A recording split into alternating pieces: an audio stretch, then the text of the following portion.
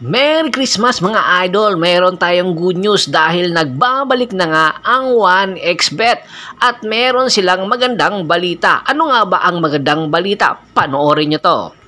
Mga Lods, time out muna. Gusto bang kumita habang nag-e-enjoy kang manood ng mga paborito mong sports, especially ang basketball, mga PBA, NBA at iba pang liga? Dito ka na sa 1xBet. Pwede kang tumaya or mag-bet, lalong-lalo na ongoing ngayon ang PBA Commissioner's Cup. Ramdam mong panalo ka kung panalo din ang bet mong team. All you have to do, sa baba ng video, hanapin mo lang ang aking link sa comment section at i-type ang promotional code para may bonus ka kagad na 7,000 pesos pag nakapag-register ka. Kaya mag-cash in ka na gamit ang GCash or PayMaya. Kaya ano pa ang hinihintay mo? Register na para manalo. Ano pang hinihintay nyo mga idol? Mag-register na agad sa 1xBet para makakuha ng limpak-limpak na papremyo. Sa ating PBA update, ang Tropang Giga naghahanap nga ngayon ng isang scoring guard dahil nga ang Blackwater Bossing ay nagpakawala ng mga players. Ibig sabihin ang kanilang mga pinakawalan ng mga players ay nasa free agent market na at malaya na itong makakapaghanap ng kupunan ng kanilang pupwedeng paglipatan or ang kupunan ay pupwedeng kunin na ang mga free agent players. At isa nga sa mga available na free agent players ay si Rashaan McCartney. Kamakailan lang inilagay ito sa free agent market ng Blackwater Bossing dahil mas pinabuti niya ng kupunan ng Blackwater Bossing na magpabata. At ngayon ang Tropang Giga tinitingnan na ang option na kukunin sa free agent market ang nasabing player na si Rashaan McCartney dahil sa kakulangan nila ng player.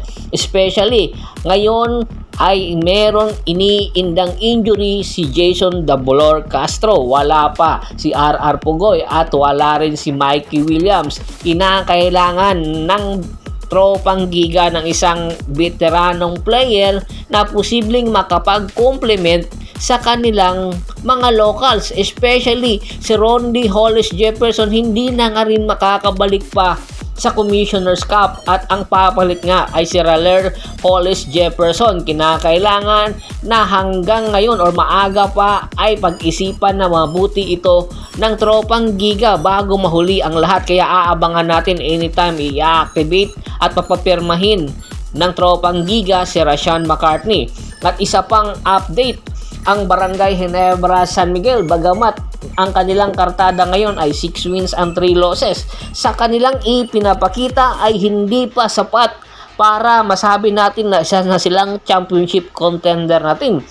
Sa huling laban nila kontra sa Tropang Giga, muntik pang matalo ang Barangay Ginebra San Miguel na walang import ang Tropang Giga. Ibig sabihin lang neto, ang kanilang performance ay tinitingnan pa at ini-evaluate pa ni Coach Tim Cone at kung mananatili ba ang kanilang import na si Tony Bishop sa Barangay Ginebra San Miguel or else ang kanilang option ay magpapalit ng import at dalawa nga ang kanilang option. Ito nga ay si Diswells at si Miles Powell na kung saan kasalukuyan naglalaro ngayon sa China at nagpapakitang gilas at ngayon nga ay nakikita na magiging naturalized player si Miles Powell ng China. Samantalang si Diswells ay alam natin na nakapaglaro na rin ito sa PBA sa ilalim ng SMB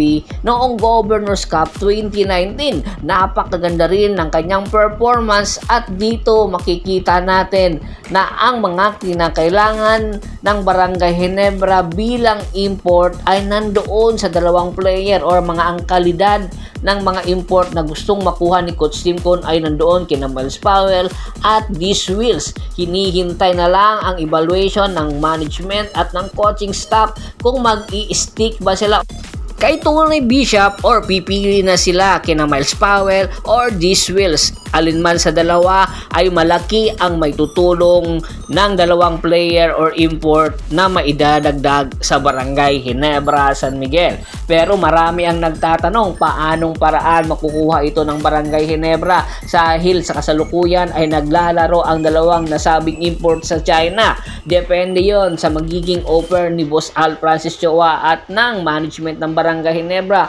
Kaya po pwede nilang palipatin sa PBA kung sakasakali dahil alam naman natin na kaya nilang magbayad ng mas malaking halaga para makakuha ng import na mamahalin at karapat-dapat. Kaya aabangan natin ang nasabing hint ng ating insider. Bago pa man natin tapusin ang ating kwentuhan, shoutout muna tayo sa ating mga followers at subscribers kay Sir Romeo Sagon, Cubs Joey TV, Marby Lacaba, Rolando Sandag, Ann Beck, Joel De La Cruz, Domingo Obuob, Kagawad Katsakino Dukusin ng Hagonoy Bulacan, Ricky Lanza ng Ricky Rider TV ng Tansa Cavite, Ronald Bersubidad, at si Mr. Rene Dineros. Marami pong salamat sa walang sawa niyong pagsuporta. Pagbisita na rin po ng Facebook fanpage ko. Paki-like, paki-follow, paki-share. Ganun din po sa YouTube channel ko. Hanggang sa muling kwentuhan, maraming salamat po.